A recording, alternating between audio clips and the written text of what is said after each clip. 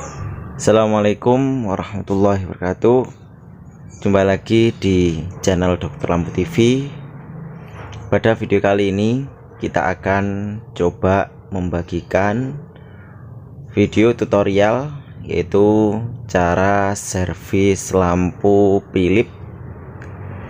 Dan ini Philipsnya 2U dengan spesifikasi buatnya dia 8 watt ya, cool daylight warna putih 400 lumen, 8 watt.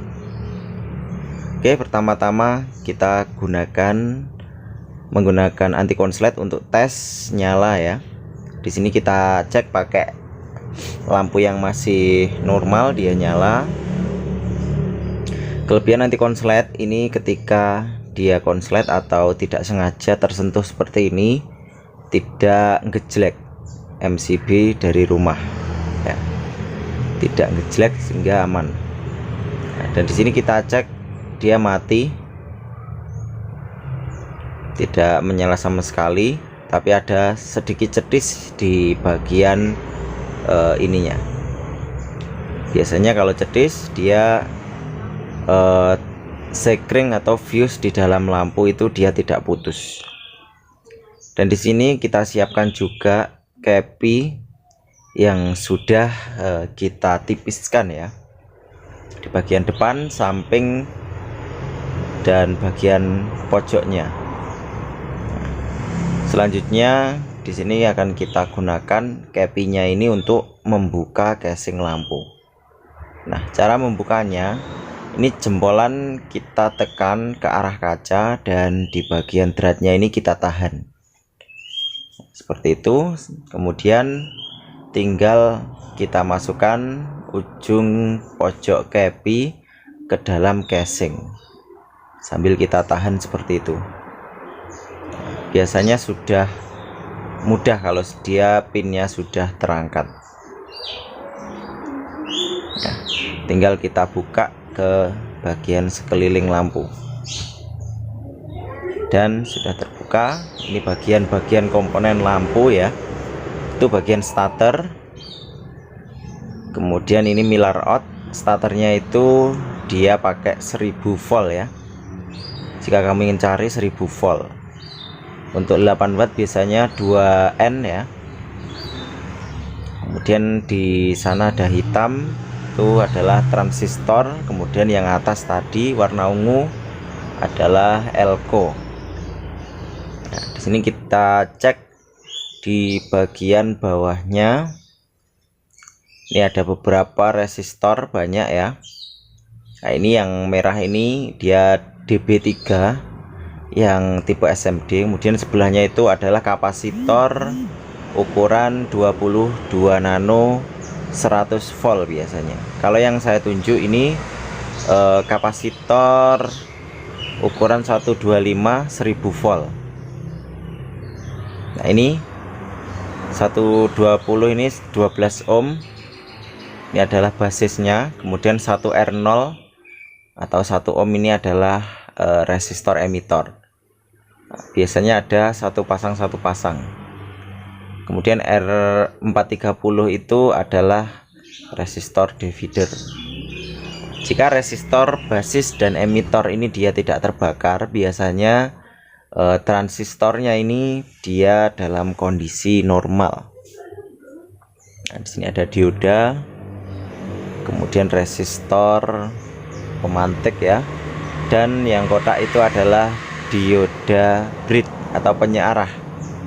Biasanya dipasang bagian input. Dan di bagian dalam kabel merah ini adalah resistor fuse atau resistor sekring. Kita perhatikan di bagian kaca sebelahnya ada warna hitam sangat pekat ya, agak panjang. Kalau sebelahnya kan dia sedikit ya. Bisa kita cek, ini kaca yang hitam ini menggunakan anti konslet. Jika dia nyambung full berarti dia masih normal. Jika dia putus nyambung atau kedip-kedip seperti itu berarti dia sudah putus. Nah, sudah putus akan tapi sedikit nyambung dikit ya. Nah, kalau nyambung seperti ini, Jadi nyambung full, dia membara di bagian anti konsletnya. Kemudian di sini akan kita gunakan cara sederhana untuk mengetahui drivernya ini atau mesinnya ini dalam kondisi normal atau tidak. Kita cuma pakai kepi, jangan sampai tersentuh tangan ya kepinya di bagian besinya. Kita jemperkan sedikit di bagian kaca yang putus. Nah, seperti itu. Jika dia nyala, berarti drivernya ini atau mesin dari lampunya dalam kondisi normal. Kemudian kita gunakan tang, usahakan pilih kalau beli itu tang yang benar-benar runcing, kecil dan lancip ya, sehingga mudah kita gunakan untuk melepas dari kawat kaca lampu. Kalau tangnya besar, biasanya nanti dia akan menyenggol dari sebelah-sebelahnya, sehingga mengganggu saat pelepasan kaca. Kemudian setelah kita lepas drivernya, kita gunakan korek. Di sini saya pakai korek bara. Bisa juga kamu gunakan korek biasa. Intinya agar lemnya ini dia sedikit panas ya. Kalau di sini kita pakai korek ini. Kalau korek ini kan dia lurus, apinya itu meskipun arah samping dia tetap bisa. Kalau korek biasa itu bisa digunakan, tapi kaca harus posisi di atas korek. Ya. Di sini kita bersihkan dan kita pilih kaca yang 8 watt, itu agak besar seperti ini, 3,5 T kalau di sini namanya. Dia untirannya 3. Kalau yang sebelahnya tadi itu cuma 2,5 ya, spiralnya itu. Nah, di sini kita tambahkan lem dan kita tempelkan ke kertas, kemudian kita gunting menggunakan gunting lancip sampai benar-benar rapi. Untuk lemnya ini bisa kamu dapatkan di all shop Dokter Lampu TV atau di all shop lain juga ada, nggak harus di saya. Lem yang saya pakai tadi isinya banyak ya, jadi tidak mudah habis.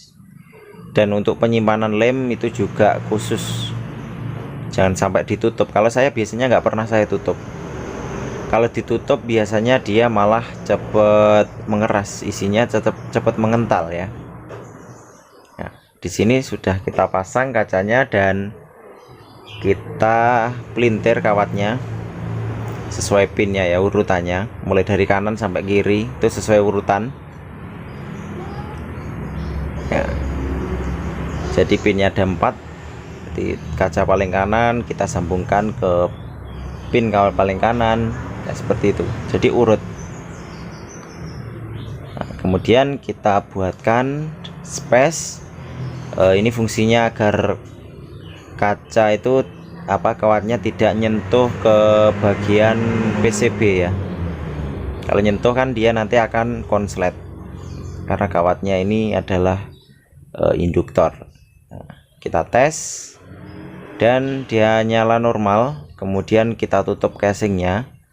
Nah, ini cara nutupnya, kita perhatikan di bagian casing itu ada pinnya, jadi ada semacam cekungan dan juga cembungan. Kita luruskan saja.